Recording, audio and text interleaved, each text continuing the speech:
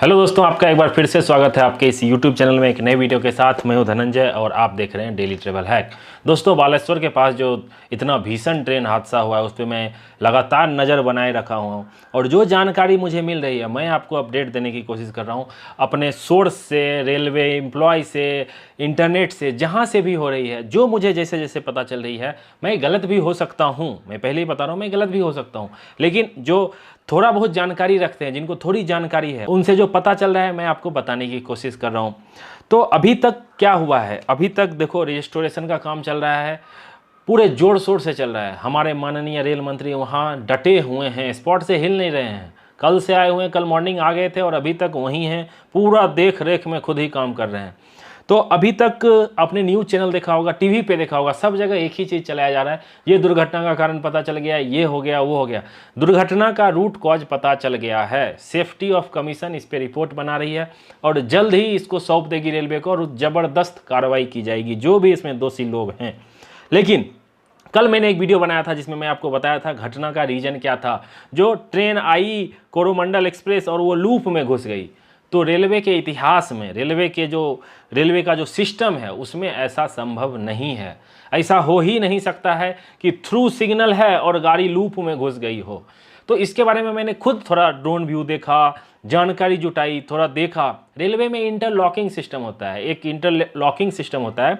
जब आप देखे होंगे, अक्सर देखे होंगे, कभी कोई आप पैसेंजर ट्रेन से सफ़र करते होंगे, लोकल ट्रेन टाइप में, जो अपने बिहार साइड वगैरह में चलती है, तो कभी कोई प्रीमियम ट्रेन, राजधानी, शताब्दी जैसी ट्रेनों को थ्रू किया जाता है, मतलब क्योंकि उनका स्टॉपेज नहीं रहता, तो उसके लिए क्या किया जाता है, छोटे हॉल्ट या स्टेशन पे ट्रेन को लूप लाइन में ले लिया जाता है। भाई तुम थोड़ा वेट करो, अभी मेन जो ट्रेन है उसको पास कराने वाले हैं। बालेश्वर से 26 किलोमीटर दूर जो एक छोटा सा स्टेशन था बहाना बाजार, वहाँ पे जो मालगाड़ी थी उसको लूप में लिया गया था। जो प्रोसेस है, प्रेफरेंस किसको मिलता है, जो ट्रेन एक्सप्रेस होती है, सुपरफास्ट होती है, उसको प्रेफरेंस दिया जाता है रेलवे में, तो उसको लूप में लिया गया और लूप में लेने के लिए स्टेशन मास्टर पैनल से चेंज करते हैं। स्टेशन मास्टर चेंज करते हैं मतलब पैनल से बटन दबाते हैं, आजकल कंप्यूटराइज्ड हो गया, कंप्यूटर से बटन दबाते हैं तो ट्रैक जो चेंजिंग होता है, पॉइंट वो चेंज हो जाता है लूप की ओर। तो मालगाड़ी लूप में चली गई। अब उसके कुछ देर बाद उसके पीछे कोरोमंडल एक्सप्रेस आ रही थी।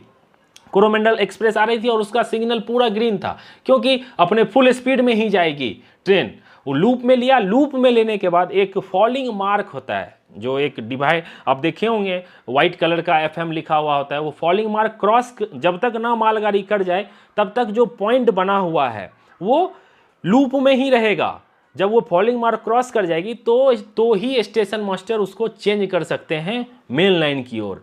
तो ये तो पहली चीज़ हो गई, इंटरलॉकिंग इसी को बोलते हैं। जो भाई ये लूप में लगा हुआ है तो सिग्नल रेड ही रहेगा, अगर वो लूप में है तो आगे वाला सिग्नल रेड ही रहेगा, और अगर लूप का फॉलिंग मार्क क्लियर हो गया तो ही पीछे वाली जो कोरोमंडल एक्सप्रेस आ रही थी उसके लिए पूरा ग्रीन सिग्नल, थ्रू सिग्नल दिया हुआ। तो इसमें हमारे जो एक रेल के जानकार हैं, उन्होंने एक ड्राइंग करके समझाने की कोशिश की है कि आखिर ये दुर्घटना हुआ कैसे। लोग अक्सर ये सोच रहे हैं जो कोरोमंडल का जो लोकोमोटिव है वो मालगाड़ी के ऊपर चढ़ गई थी। मालगाड़ी के ऊपर चढ़ी हुई तस्वीर देख के हमने भी ये बोल दिया था, अंदाजा लगाया था कि ट्रेन गुड्स को पीछे से डैश की है, और एक इनिशियल रिपोर्ट आया था उसमें भी ऐसा ही लिखा हुआ था। लेकिन सच्चाई कुछ और है। रेलवे मिनिस्टर ने भी बयान दे दिया है, इलेक्ट्रॉनिक जो इंटरलॉकिंग चेंज था उसमें खराबी थी। अब देखो हुआ क्या था यहाँ पे, ये एक बार मैं समझा देता हूँ, फिर ये ड्राइंग के जरिए आप समझना कि आखिर, तब आपको अच्छे से समझ में आएगा। तो वो जो पॉइंट तो बन गया था, लूप क्लियर था, अभी आगे ग्रीन सिग्नल है पूरा थ्रू। आप सिग्नलिंग सिस्टम में पढ़ोगे तो पहले अगर आपको ग्रीन है, ग्रीन के बाद डबल येलो मिलेगा, फिर येलो मिलेगा, फिर रेड मिलेगा, ऐसा रहता है सिग्नल। और ड्राइवर गाड़ी की स्पीड अकॉर्डिंगली कम या ज़्यादा करता है। ये तो पूरा क्लियर है, जो जिसको थोड़ी भी रेलवे के बारे में जानकारी है वो ये चीज़ आपको आसानी से बता सकता है। तो देखिए, जब ये आया तो वहाँ पे, अब इस ड्राइंग के जरिए आप समझने की कोशिश कीजिए, फिर हम आगे बात करेंगे इस पर। चलिए समझते हैं कि ये एक्सीडेंट आखिर कैसे हुई। बहानगर बाजार स्टेशन के ऑफ लूप लाइन में गुड्स ट्रेन खड़ी है। ऑफ मेन लाइन में कोरोमंडल एक्सप्रेस के लिए सिग्नल दिया गया है, थ्रू जा रही है। डाउन मेन लाइन से आपका हमसफ़र एक्सप्रेस 12864 थ्रू जा रही है। अब तमाम न्यूज़ चैनल या यूट्यूबर लोग ये बता रहे हैं कि ये गुड्स ट्रेन जहाँ पे खड़ी है, पीछे से कोरोमंडल ट्रेन आके इस तरह आके इसको मारती है, टक्कर मारती है। परंतु ऐसा नहीं होता है। इंटरलॉकिंग में अगर कोई गाड़ी किसी लाइन पर खड़ी है तो उसी लाइन पर दूसरी गाड़ी के लिए सिग्नल नहीं हो सकता है, सिग्नल होगा ही नहीं जब तक ये लाइन अगर खाली ना हो। तो आखिर ये दुर्घटना हुई कैसे? ये दुर्घटना हुई, ये मेन लाइन में जो हम लोग दिए हुए हैं कोरोमंडल गाड़ी को लिए थ्रू पाथ दिया हुआ है, और ये डाउन लाइन में हम सफ़र के लिए थ्रू पाथ दिया हुआ है। जब थ्रू पाथ होती है तो ये इसका starter signal, advance starter, home signal सब ग्रीन रहती है और गाड़ी अपने फुल स्पीड में आती है, जितना उसका मैक्सिमम स्पीड है। अगर कोई कॉशन ऑर्डर नहीं हो तो वो अपना फुल स्पीड में ये गाड़ी आती है, और ये गाड़ी भी आपका फुल स्पीड में जा रही है क्योंकि इसका भी एडवांस स्टार्टर, होम सिग्नल सब ग्रीन है। तो दोनों गाड़ी अपना फुल स्पीड में at a time same time pass कर रही है। जब ये फुल स्पीड में ये गाड़ी यहाँ से निकल रही है तो ये गाड़ी कहीं पर यहाँ पे चाहे कहीं पर अगल बगल में कहीं पर डिरेल हो जाती है, एक दो वैगन डिरेल हो जाती है। जब डिरेल होती है तो इंजन की शक्ति और भी ज़्यादा बढ़ जाती है। डिरेल होने का मतलब है कि इसका चक्का गिर गया तो इसका जब चक्का गिरेगा तो इसका भी चक्का गिरेगा। तो ये चक्का गिर के, ये तो अपना फुल स्पीड में था, ये जाके इस तरह जाके इसके ऊपर चढ़ जाता है, गुड्स गाड़ी के किसी वैगन के ऊपर ये चढ़ जाता है, और ये सब जो ड्रिल हुआ ये आके बिखर के आके इस पर डैश कर देता है। जब बिखरने लगता है, जब ये बिखरता है तो इसका 2-3 वैगन बिखर जाता है, इसका पर जितना भी पीछे का ये है सब बिखरने लगता है। तो इस तरह ये दुर्घटना हुई है। सिग्नल अपना दिया हुआ था, अपना गाड़ी जा रहा था, कहीं पर वैगन डिरेल हुई यहाँ पे, चाहे कहीं पर समथिंग कहीं पर, तो वहाँ से वैगन आके यहाँ पे आके टकराई। ये इंजन पटरी से निकल के इधर भागना शुरू कर दी। भागते भागते ये गुड्स गाड़ी जो खड़ी थी अप लूप लाइन में, उसके ऊपर जाके चढ़ गई, और ये दुर्घटना ऐसी ही हुई। मैंने मेरा अभी तक का जो मैं इस पर विचार किया हूँ, इस पर मैं आपको धनंजय जी बता रहा हूँ। तो आप आई होप आप ये समझ गए होंगे कि आखिर दुर्घटना हुई कैसे थी। अब थोड़ी बात करते हैं इसके कैजुअलिटी के बारे में, जो अभी तक ऑफिशियल आंकड़ा 288 का आया है, और कुछ 57 या 58 लोग क्रिटिकल इंजर्ड हैं, और 750-800 लोग के करीब में माइनर इंजरी है। बहुत सारे लोग को छुट्टी भी कर दिया गया है। तो ये हो गया। रीस्टोरेशन का काम आपको फुल जोर शोर से चल रहा है, एक लाइन बिछ भी गया है, OHE का काम चल रहा है, रेल मिनिस्टर साहब खुद मौजूद हैं। कुछ पॉलिटिक्स करने वाले लोग भी यहाँ पॉलिटिक्स कर रहे हैं, क्योंकि उनको मौका मिल गया है, उनको मौका मिल गया है ये पूछने का, ये सवाल करने का, भाई तुम इस्तीफा दो, इस्तीफा दो। साहब आपने कभी इससे पहले ऐसा कोई रेल मिनिस्टर देखा है जो स्पॉट पे इतने देर से पड़े हुए सारा देख रेख खुद से ही करते हुए स्पॉट पे हैं, क्या खाए होंगे, क्या पिए होंगे, उनका ध्यान ही नहीं गया होगा। छत लगातार 32 घंटे से ज़्यादा हो गए हैं, जब मैं ये वीडियो शूट कर रहा हूँ वो वहीं पे पड़े हुए हैं।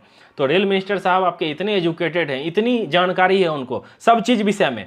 जो पॉलिटिक्स करने वाले लोग हैं कुछ भी बोल दे रही है, ममता दीदी आई कुछ भी बोल दी, अब बता रहे हैं जी इस्तीफा दे दो। देखो इस्तीफा देना आसान है, क्या लगेगा, 2 मिनट लगेगा, रिजाइन कर दिए। क्या उसके बाद वो कभी मंत्री नहीं बन सकते हैं? क्या कभी वो दूसरे जॉब में नहीं जा सकते हैं? दूसरा job in the sense Lal Bahadur Shastri ने बहुत पहले इस्तीफा दिया था, उसके बाद प्रधानमंत्री बन गए थे। ममता दीदी ने के टाइम पे भी बहुत सारे एक्सीडेंट हुए थे। नीतीश कुमार ने इस्तीफा दिया था, फिर 2 साल बाद रेल मंत्री बन गए थे। तो इस्तीफा देना जस्ट पब्लिक को गुमराह करना समझूंगा। आपके पास बेस्ट रेलवे मिनिस्टर है अभी तक का, मैं ये इतना कॉन्फिडेंस के साथ कह सकता हूं, उनका एजुकेशन, उनका काम और उनको जो जानकारी है इसके बारे में। तो पॉलिटिक्स करना बंद कीजिए। लोग बोल रहे हैं कवच सिस्टम कहाँ चला गया? अरे साहब इसमें कवच सिस्टम का कुछ भी लेना देना नहीं है। कवच सिस्टम 400 मीटर के डिस्टेंस पे भांप लेता है कि सेम ट्रैक पे ट्रेन है और वो अपने आप ब्रेक लगा देता है। तो ये वाली चीज़ें जो है कवच से रिलेट करें, कहाँ गया कवच, मजाक उड़ा रहे हैं। रेल मिनिस्टर का मजाक अच्छा है, मजाक उड़ाने आपके पास मौका है मजाक उड़ाने का, लेकिन आप उनकी भावनाओं को भी समझिए जिनका कोई अपना इस बड़ी त्रासदी में गुजर गया है। कितना दुख हो रहा होगा। आप लाशों का अंबार देखे होंगे। मैं जानता हूं इसमें जो भी लोग दोषी होंगे उन पे सख्त से सख्त जॉब रिमूवल तो होगा ही, उनके ऊपर कानूनी कार्रवाई भी की जानी है। कुछ लोग ऐसा बोल रहे हैं जो स्टेशन मास्टर स्टेशन छोड़ के फरार है वो किच है। देखो ऐसा कुछ नहीं होता है। जो रेल के जिम्मेदार होते हैं एम्प्लॉय, उनके ऊपर जिम्मेदारी दी जाती है और वो काफ़ी जिम्मेदारी से अपना काम निभाते हैं। इस तरह आसानी से कुछ भी बोल देना मेरे ख्याल से उचित नहीं है। और इस पे राजनीति करने वाले लोग जो अपोजिशन वाले हैं, बीजेपी, कांग्रेस, अलग अलग चीज़ें हो रही है, इस सब से आगे हट के सामने आइए और उन लोगों की भी तारीफ कीजिए जो लाइन में लग के उड़ीसा के जो बालेश्वर के लोग थे, भाईना मुँह आपन सबू को हाथों जोड़ी रे धन्यवाद कहूँ छी। मते उड़िया टिके टिके आसे मुँह उड़िया रे आपन सबू मनु को लोकल जितने पिल्ला थिले ब्लड दिले आपन सब जिस तरह से दिखाया है मानवता, वो दिल पूरे देश में दिल जीत लिया है लोगों का। सब प्रधानमंत्री, रेल मंत्री, सब लोग, रेल मंत्री खुद उड़ीसा से हैं, सब ने आपकी तारीफ की है और आप लोगों ने साबित किया है कि चाहे किसी भी राज्य का हो, कहीं का भी हो, हम सब एक हैं, इस विपत्ति में एक हैं। मतलब मैं यही कहना चाहूँगा कि दिल से हमारी चैनल की तरफ से आपको धन्यवाद। कुछ चीज़ें और आपको बता देता हूँ। कवच सिस्टम क्यों नहीं है इससे, कवच का तो मैंने आपको बता दिया वो कैसे काम करता है। कवच का कुछ लेना देना है ही नहीं। हमारे रेल मिनिस्टर को ये चीज़ पता है, उन्होंने बताया भी है। और आप सिंपल ही सोचो ना, आपका रेल कहाँ था अभी कहाँ है। लोग वंदे भारत से इसका मजाक उड़ा रहे हैं। वंदे भारत का हो रहा है इनॉग्रेशन पे इनॉग्रेशन, बाकी रेल नहीं है क्या, ये नहीं है क्या। अरे भाई आपके पास कुछ चीज़ें हैं ठीक है, उसका प्रचार प्रसार हो रहा है, कोई बात नहीं। मैं इससे कहीं अच्छी ट्रेन आपके पास है, आपके होममेड में बनी हुई है, तो क्या दिक्कत है आपको। क्या पहले ट्रेन नहीं थी? पहले भी ट्रेन थी ना। अभी अचीवमेंट हुआ है तो क्या 15-20 वंदे भारत आपके पूरे रेल इतनी हजार ट्रेन को मतलब परेशान कर दे रही है। जब आप किसी सेक्शन में जाते होंगे सुनते होंगे जो यहाँ तो डीजल की इंजन चलती है, इलेक्ट्रीफाई करने में टाइम लगता है, उसी तरह कवच सिस्टम बिठाने में भी टाइम लगता है, टाइम लगेगा। और ये टेक्नोलॉजी आई है तो ये बताएंगे ना, क्यों नहीं बताएंगे, बताना चाहिए। और उन्होंने वही किया है। अब इस पर आप लोग अगर मजाक बना रहे हैं तो ये मैं कहूँगा आपके पास एक मौका मिला है तो आप बस मजा ले रहे हैं। आपको किसी के दुख दर्द से कुछ लेना देना नहीं है। तो सभी लोग जो सवाल उठा रहे हैं कि हमारे रेल मिनिस्टर को इस्तीफा दे देना चाहिए, तो अगर हमसे आप पूछेंगे तो मैं तो यही कहूँगा कि रेल मिनिस्टर आप पूरा काम कीजिए। उनसे पूछा रिपोर्टर ने कि सब लोग आपका इस्तीफा मांग रहे हैं, वो बोले दैट इज एब्सोल्युटली फाइन। लेकिन पहला क्या होना चाहिए, पहले तो रेस्क्यू ऑपरेशन करवा दिया, अभी रेस्टोरेशन का काम हो जाए, गाड़ी आना जाना शुरू हो जाए, उसके बाद इस पर राजनीति आप करना जितना करना होगा। अभी सबको एक साथ आने की ज़रूरत है और आनी भी चाहिए। इसका जांच का जो रिपोर्ट आएगा जल्द ही आने वाला है, उस पर फिर से वीडियो बनाया जाएगा। लेकिन अभी आप मामला, फुटेज, ये सारी चीज़ें देख के जो समझ में आया मैंने आपको बताने की कोशिश की। और आप अपनी भी राय जरूर रखना। मिलते हैं जल्द ही अगली वीडियो में, तब तक अपना ख्याल रखिए, अपने परिवार का ख्याल रखिए। Bye bye, take care.